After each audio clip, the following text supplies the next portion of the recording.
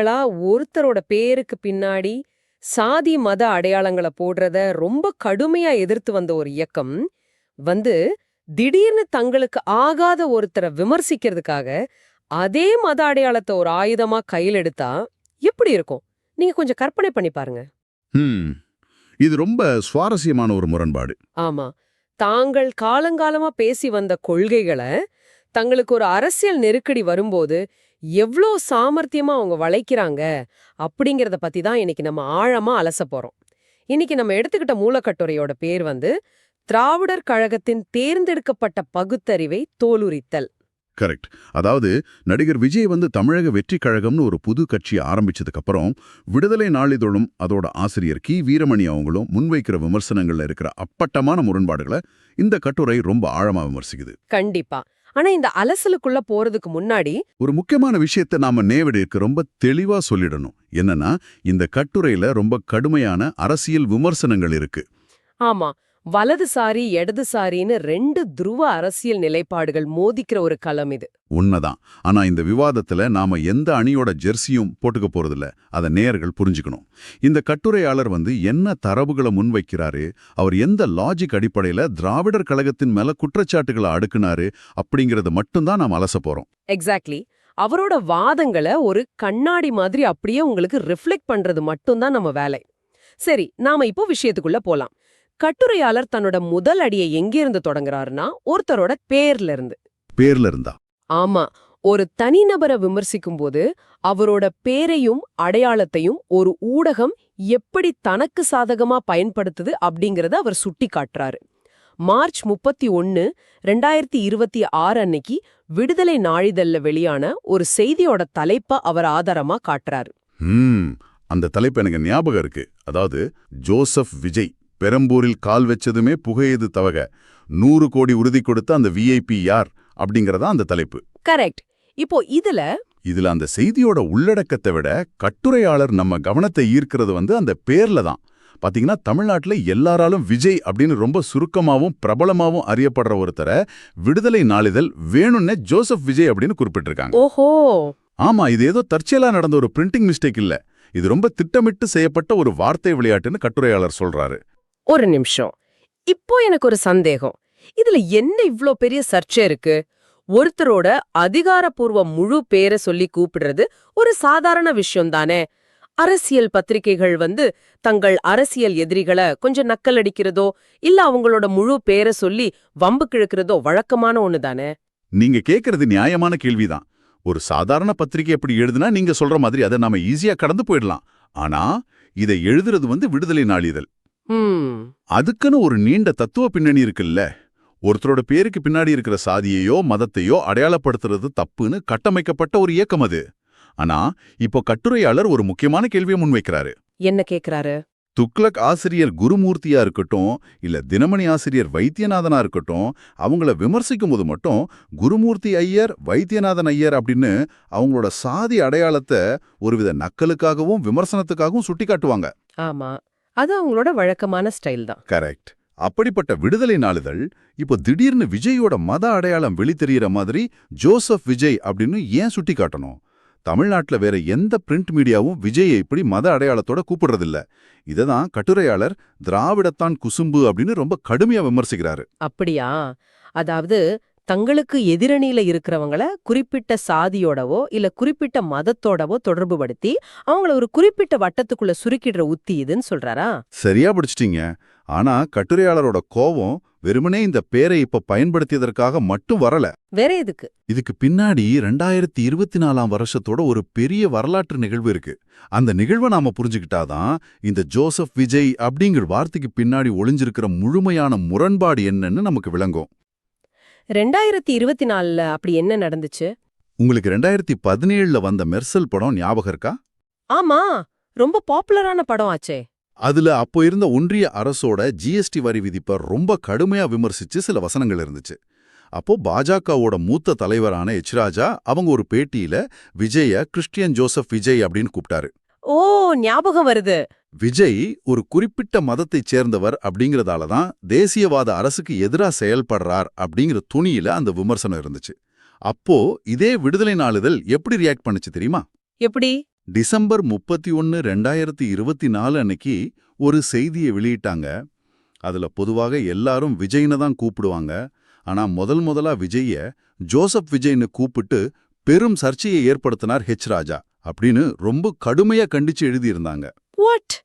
அதாவது நேத்து வரைக்கும் ஒரு குறிப்பிட்ட ஆயுதத்தை போர்க்களத்துல பயன்படுத்துறது தப்பு, அது மதவெறின்னு முழங்குனவங்களே ஆமா, இன்னைக்கு தங்களுக்கு ஒரு அரசியல் நெருக்கடி வந்ததும் அதே ஆயுதத்தை எடுத்து வீசுறாங்க.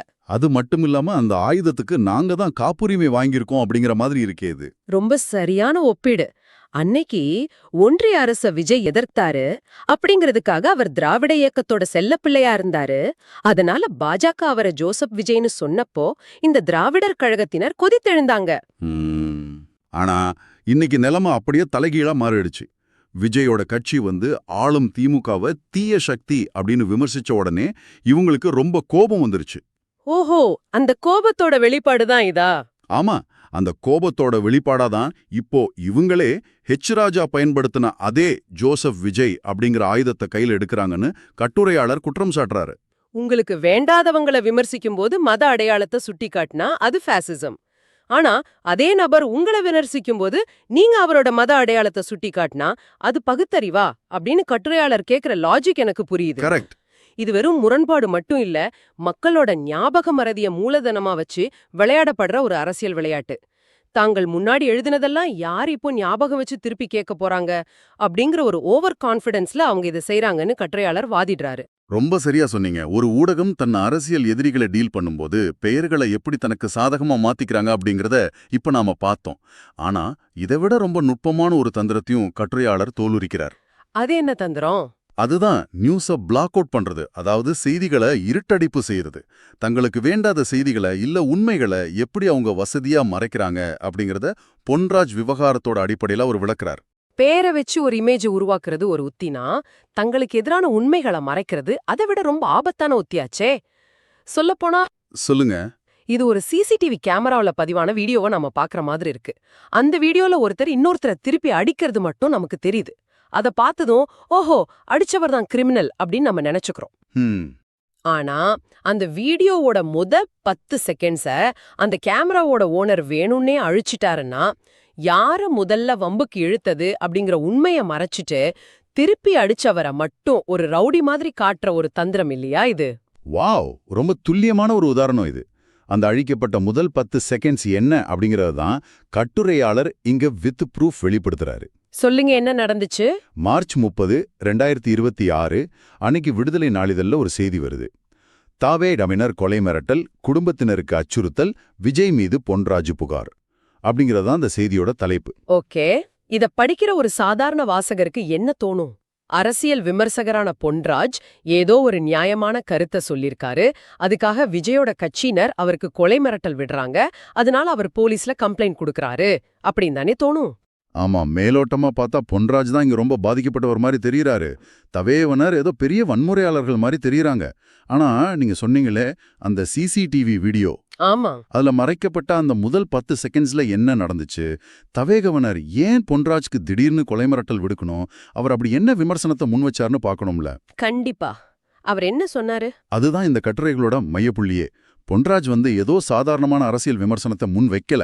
அவர் தவேக கட்சியை சேர்ந்த பெண்களை விபச்சாரிகள் அப்படின்னு ரொம்ப கேவலமா, எந்த ஒரு நாகரிகமான சமூகமும் ஏத்துக்க முடியாத ஒரு கொச்சையான வார்த்தையை பயன்படுத்தி விமர்சிச்சிருந்தாரு. வாட்? அவ்வளவு மோசமாவா பேசினாரு? எந்த ஒரு பெண்ணையும் பப்ளிக்ல இப்படி சொல்றது ரொம்ப கடுமையான கண்டனத்துக்குரியதாச்சே. ஆமா, ஆனா விடுதலை நாளிதழ் தன்னோட செய்தியில பொன்ராஜ் பயன்படுத்தின அந்த வார்த்தையையும் அவர் பெண்களை ரொம்ப இழிவுபடுத்தினாரு அப்படிங்கிற அந்த உண்மையையும் முற்றிலுமா மறைச்சிட்டாங்க. என்னது, இவ்ளோ கொச்சையான ஒரு வார்த்தைய பயன்படுத்தினத ஒரு நியூஸ் பேப்பர்ல எப்படி முழுசா மறைக்க முடியும்? அதுதான் அவங்களோட தந்திரம். அந்த வார்த்தைய சொன்னா வாசகர்களுக்கு உண்மையான கோபம் யார் மேல வரும் அப்படிங்கிற அந்த ஊடகத்துக்கு ரொம்ப நல்லாவே தெரிஞ்சிருக்கு. அதனால ஒரு செய்திய இருட்டடிப்பு செய்யறது அப்படிங்கிறது வெறும் இன்ஃபர்மேஷன் எரர் கிடையாது. அது திட்டமிட்டு ஒருத்தரை பாதிக்கப்பட்டவர் மாதிரி காட்டுற, அதாவது இங்கிலீஷ்ல சொல்வாங்கல்ல ரிவர்ஸ் என்ஜினியரிங் விக்டிம்ஹுட், அது மாதிரியான ஒரு தந்திரம்னு கட்டுரையாளர் சொல்றாரு இல்லையா? ரொம்ப சரியா சொன்னீங்க. நாம என்ன நினைக்கணும் அப்படிங்கறத தீர்மானிக்கிறது அவங்க நமக்கு சொல்ற செய்திகள்ல மட்டும் இல்ல, அவங்க திட்டமிட்டு நமக்கு சொல்லாம மறைக்கிற செய்திகளையும் இருக்கு அப்படிங்கறது எவ்வளவு பெரிய உண்மை. ஆமா. இதை விட ரொம்ப ஆழமான ஒரு தத்துவார்த்தமான விவாதத்தை கட்டுரையாளர் தன்னோட அடுத்த பகுதியில முன்வைக்கிறாரு. அது என்ன? அதுதான் தேர்ந்தெடுக்கப்பட்ட அறச்சீற்றம், அதாவது செலக்டிவ் அவுட்ரேஜ். செய்திகளை மறைக்கிறது ஒரு பக்கம் இருக்கட்டும், சமூக நீதி, பெண்ணியம் அப்படின்லாம் பேசுற ஒரு இயக்கம் பெண்கள் மேலான அவதூறுகளுக்கு குரல் கொடுக்கறதுல கூட எப்படிலாம் பாரபட்சம் காட்டுது அப்படிங்கறத ஒரு தோல் உரிக்கிறாரு. ஒரு நிமிஷம், இங்க நான் ஒரு மாற்று கருத்தை முன்வைக்க விரும்புறேன். சொல்லுங்க. ஒரு அரசியல் கட்சி பத்திரிக்கையோ இல்ல ஒரு இயக்கத்தோட அதிகாரப்பூர்வக பேப்பரோ தன்னோட கூட்டாளிகளையோ இல்ல தங்களுக்கு சப்போர்ட் பண்ணி பேசுறவங்களையோ காப்பாத்த நினைக்கிறது ரொம்ப இயல்புதானே. எல்லா மீடியாவுக்கும் ஒரு பயாஸ் இருக்கதான் செய்யும். அத கட்டுரையாளர் ஏன் இவ்ளோ பெரிய முரண்பாடாவோ இல்ல ஒரு பெரிய துரோகமாவும் பாக்குறாரு? நீங்க சொல்றது சாதாரண அரசியல் கட்சிகளுக்கு பொருந்தும். ஆனா திராவிடர் கழகம் தங்களை ஒரு அரசியல் கட்சியை எப்பவுமே அடையாளப்படுத்திக்கிறது இல்லையே. ஆமா. அவங்க தங்களை சமூக நீதியோட காவலர்களாகவும் பகுத்தறிவோட ஆசான்களாகவும் தான் முன்னிறுத்திக்கிறாங்க. அப்படிப்பட்ட ஒரு உயர்ந்த இடத்துல தங்களை வச்சுக்கிற ஒரு இயக்கம் பெண்களோட கண்ணியம் அப்படின்னு வரும்போது எப்படி டபுள் ஸ்டாண்டர்ட் எடுக்க முடியும் அப்படிங்கிறது தான் கட்டுரையாளரோட கேள்வி. ஓ, அந்த ஆங்கிள்ல சொல்றாரு. ஆமா. இதுக்கு ஆதாரமா பிப்ரவரி 2026ல நடந்த நயினார் நாகேந்திரன் விவகாரத்தை அவர் சுட்டிக்காட்டுறாரு. நயினார் நாகேந்திரன் விவகாரத்துல அப்படி என்ன நடந்துச்சு? பிப்ரவரி மாசத்துல பாஜக தலைவரான நயினார் நாகேந்திரன் ஒரு பப்ளிக் மீட்டிங்ல நடிகர் விஜய் அப்புறம் நடிகை த்ரிஷா பத்தி ஒரு கமெண்ட் சொல்லியிருந்தார். த்ரிஷாவை விட்டு விஜய் வெளியே வரணும் அப்படிங்கிற தொனியில கொஞ்சம் மறைமுகமான ஒரு விமர்சனத்தை அவர் முன் வச்சாரு. ஓகே. இது நடந்த அடுத்த நாளே பிப்ரவரி 14 அன்னைக்கு கி வீரமணி அவங்க ஒரு ரொம்ப நீளமான கடுமையான கண்டன அறிக்கையை வெளியிட்டாரு. தனிநபர் தாக்குதல் ஏற்கத்தக்கதல்ல, பிஜேபி மாநில தலைவரோட பேச்சு ரொம்ப கண்டனத்திற்குரியது அப்படின்னு அந்த அறிக்கை முழங்குச்சு. பொது வாழ்க்கையில இருக்கிறவங்கள பத்தி பர்சனலா விமர்சனம் செய்யறதும் பெண்களை பத்தி அவதூறா பேசுறதும் கண்டனத்துக்குரியது அப்படின்னு அவர் சொன்னதுல எந்த தப்பும் இல்லையே. அது ஒரு சரியான ஸ்டாண்ட் தானே? நிச்சயமா அது ரொம்ப சரியான நிலைப்பாடுதான்.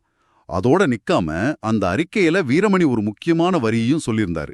என்னன்னா, இதுல கட்சி கண்ணோட்டம் எங்களுக்கு இல்ல, யாரா இருந்தாலும் அது தப்புதான், எல்லாரும் பாதம் கத்துக்கணும் அப்படின்னு சொல்லியிருந்தாரு. ஆஹா, இங்கதான் கட்டுரையாளர் வைக்கிற செக்மெண்ட் வருதுன்னு நினைக்கிறேன்.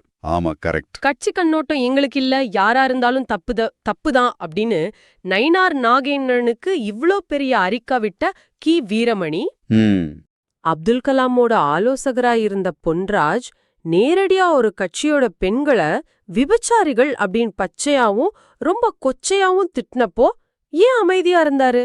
இதுதான் அந்த தேர்ந்தெடுக்கப்பட்ட அறச்சீற்றமா? துல்லியமா பிடிச்சிட்டீங்க.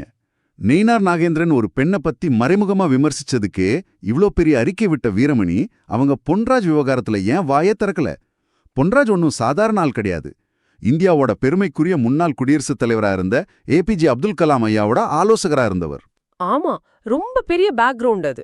அப்படிப்பட்ட ஒரு பின்னணியிலிருந்து வந்தவரு பொது வழியில பெண்களை இவ்ளோ கீழ்த்தரமா பேசும்போது சமூக நீதியை பத்தி வாய்கிலேயே பேசுற ஒரு தலைவர் எப்படி அமைதியா இருக்க முடியும்?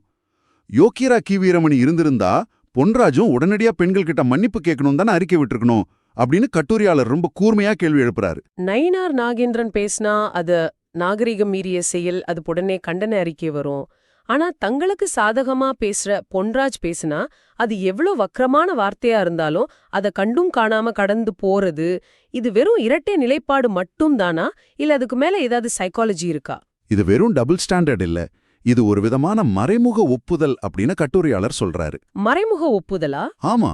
உங்களோட அரசியல் எதிரி தப்பு செய்யும்போது கொதித்தெழுற நீங்க உங்களோட கூட்டாளி அதே தப்ப, இன்னும் சொல்லப்போனா அதை விட ரொம்ப மோசமான தப்ப செய்யும்போது மௌனமா இருக்கீங்க அப்படின்னா நீங்க அந்த வக்கரமான பேச்ச மறைமுகமா ரசிக்கிறீங்க அப்படின்னு தான் அர்த்தம். Oh my God. கூட்டாளிகளோட கேவலமான பேச்சை நீங்க விமர்சிக்கலன்னா, அதை நீங்க கண்டிக்கலன்னா, நீங்க அதுக்கு உங்களோட அப்ரூவலை கொடுக்கறீங்க அப்படின்னு கட்டுரையாளர் ரொம்ப கடுமையான ஒரு லாஜிக் இங்க முன்வைக்கிறாரு. இது உண்மையிலே ரொம்ப சிந்திக்க வைக்கிற ஒரு வாதம்தான். அதாவது ஒருத்தரோட மௌனம் கூட எப்படி ஒரு ஸ்ட்ராங்கான அரசியல் நிலைப்பாடா மாறுது அப்படிங்கறது இதை காட்டுது. சரி, நாம இப்ப பல தரவுகளை பார்த்துட்டோம். பேர்ல இருக்கிற அரசியல், செய்திகளை பிளாக் அவுட் செய்யற தந்திரம், அப்புறம் செலக்டிவ் அவுட்ரேஜ். இந்த ஒட்டுமொத்த பிரச்சனையையும் கட்டுரையாளர் கடைசியா எப்படி தொகுத்து முடிக்கிறாரு? அவர் ஃபைனலா எந்த முடிவுக்கு வராரு? கட்டுரையாளர் தன்னோட கன்க்ளூஷன்ல ஒரு ரொம்ப சுவாரஸ்யமான தத்துவத்தை சொல்றாரு. அயோக்கியத்தனத்துல 2 வகை இருக்கு அப்படின்னு அவர் சொல்றாரு. 2 வகையா? அது என்ன? முதல் வகை தான் செய்யறது தப்பு இல்ல அயோக்கியத்தனம் தெரியாமலே செய்யறது, அதாவது அறியாமையால செய்யற ஒரு பிழை. அப்படிப்பட்டவங்கள கூட நீ செய்யறது தப்புப்பா அப்படின்னு லாஜிக்கலா எடுத்து சொல்லி திருத்திட முடியும். அப்போ 2வது வகை என்ன? அதுதான் இந்த விவாதத்தோட மையப்புள்ளியா? ஆமா, அது ரொம்ப ரொம்ப ஆபத்தானது. 2வது வகை என்னன்னா, தான் செய்யறது அயோக்கியத்தனம் அப்படின்னு ரொம்ப நல்லாவே தெரிஞ்சு திட்டமிட்டு செய்யறது. இது அறியாமை இல்ல, இது ஒரு கால்குலேட்டட் அரசியல் பித்தலாட்டம். திராவிடர் கழகத்தோட செயல்களை, குறிப்பா விடுதலை நாளிதழோட இந்த 2 செய்திகளையும் இந்த 2வது வகையில தான் கட்டுரையாளர் சேர்க்கிறாரு. இத 2 கெட்ட அறிவு அப்படின்னு அவர் ரொம்ப கடுமையா விமர்சிக்கிறாரு. 2 கெட்டான அறிவுனா?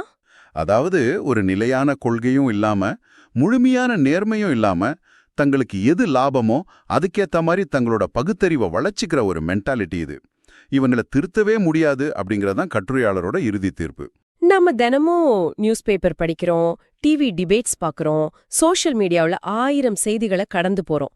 ஆனா அந்த செய்திகள் நம்மள எப்படி சிந்திக்க வைக்குது அப்படிங்கறத நம்ம எப்பவாவது இவ்ளோ ஆழமா யோசிச்சிருக்கோமா? ரொம்ப குறைவுதான். கட்டுரையாளர் முன்வைக்கிற இந்த டேட்டாஸ் நமக்கு ஒரு பெரிய பாடத்தை கத்துக் கொடுக்குது. ஒரு மீடியா எப்படி செயல்படுது அப்படிங்கறத அவங்க நமக்கு சொல்ற வார்த்தைகளை வச்சு மட்டும் நம்ம எடை போட முடியாது.